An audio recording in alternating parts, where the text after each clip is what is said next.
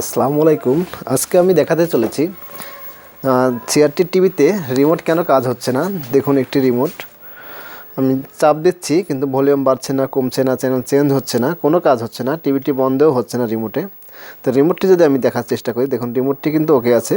দেখুন আমি চাপ দিচ্ছি, তো রিমোটের কিন্তু বাল্বতে আলো জ্বলছে, ক্যামেরায় ধরেছি। এতে করে আমি বুঝতে পারছি রিমোটটি ওকে আছে। আরও একটি রিমোট আমি এই টিভিতে টেস্ট করেছি, কিন্তু আসলে টিভিতে কাজ হচ্ছে না। তো কেন কাজ হচ্ছে না সেটি আজকে দেখানোর চেষ্টা করব আজকের ভিডিওতে। চলুন দেখা যাক কোথায় থেকে সমস্যাটি হচ্ছে এবং কিভাবে সমাধান করা যায়। টিভিটি আমি অলরেডি খুলে নিয়েছি।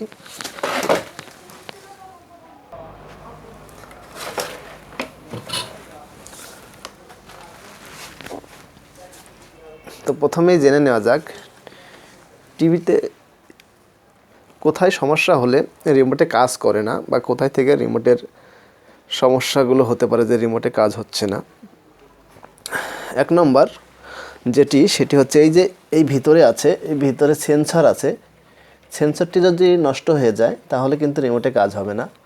আবার এই যে সেন্সরের এই যে লাইনটি গিয়েছে, এই লাইনটি যদি ডিসকানেক্ট হয়ে থাকে বা লাইনটি যদি নষ্ট হয়, বা ওই যে সেন্সর যে বোর্ডের সাথে লাগানো থাকে সেই বোর্ডের যদি ফাঙ্গাস পরে লাইনগুলো কেটে যায় তাহলে কিন্তু সেন্সরের কোনো কাজ হবে না।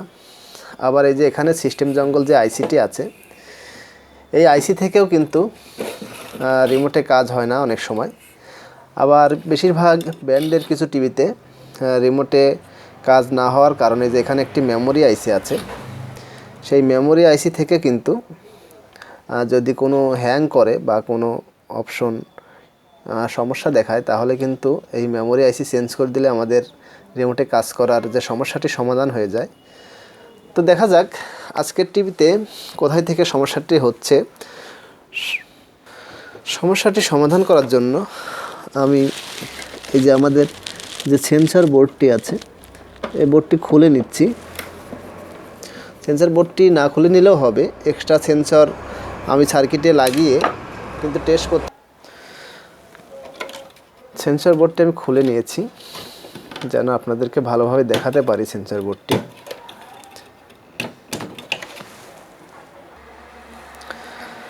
সেন্সর বোর্ডটি আমি আমাদের বডি থেকে খুলে নিয়েছি। এখন এই হলো আমাদের সেন্সর।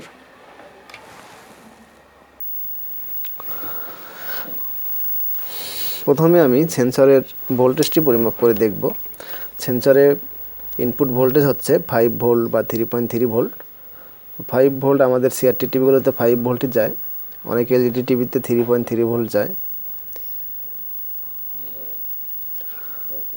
তো আমি দেখে নিচ্ছি, দেখুন 5.0 ভোল্ট অলরেডি আমাদের মিটারে দেখা যাচ্ছে।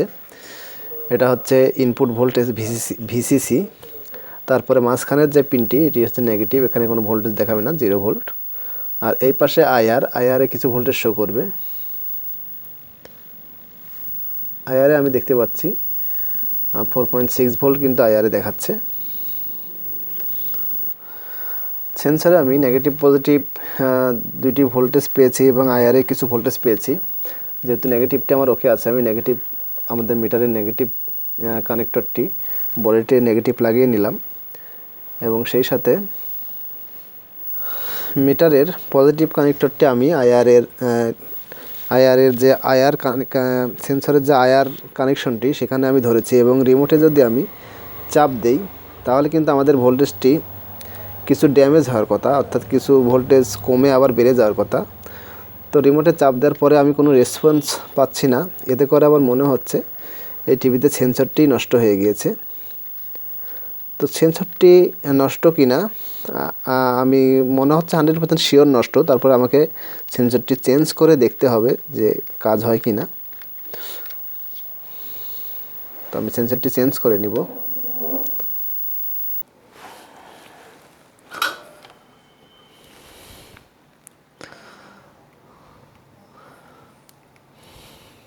সেন্সরটি আমি খুলে নিচ্ছি।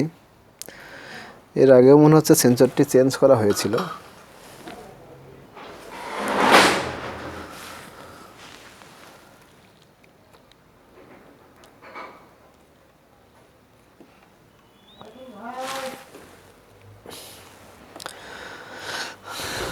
এবং নতুন একটি সেন্সর আমি লাগিয়ে নিচ্ছি।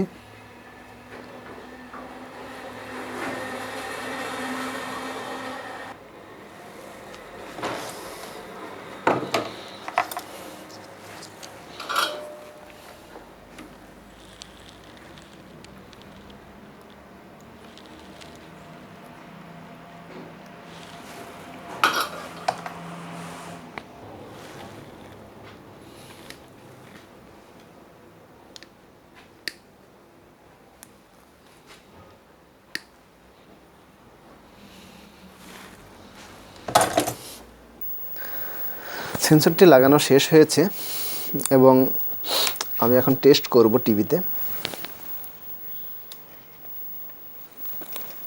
টিভিটি অন করে নিয়েছি এবং চ্যানেল চেঞ্জ করছি। দেখুন টিভিটির চ্যানেল কিন্তু অলরেডি চেঞ্জ হচ্ছে, 7, 8 চ্যানেল চেঞ্জ হচ্ছে, ভলিউম বাড়ছে কমছে, সব কিছুই কাজ হচ্ছে। এই যে আমি এখানে চাপ দিচ্ছি, টিভিতে কিন্তু কাজ হচ্ছে। তো সেন্সরটি চেঞ্জ করার মাধ্যমে আমাদের আজকের কাজটিও ওকে হয়ে গেল। টিভিটির ডিশ সংযোগটি আমি লাগিয়ে নিলাম।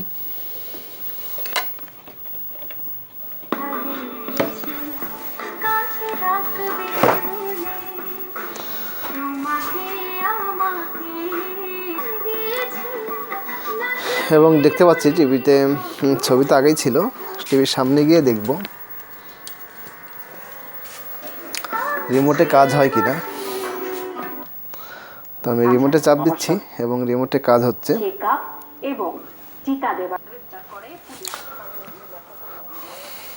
তো সেন্সর পাল্টানোর মাধ্যমে আজকের কাজটি সম্পন্ন হয়েছে।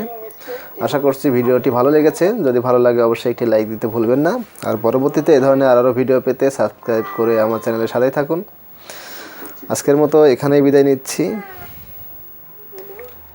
আল্লাহ হাফেজ।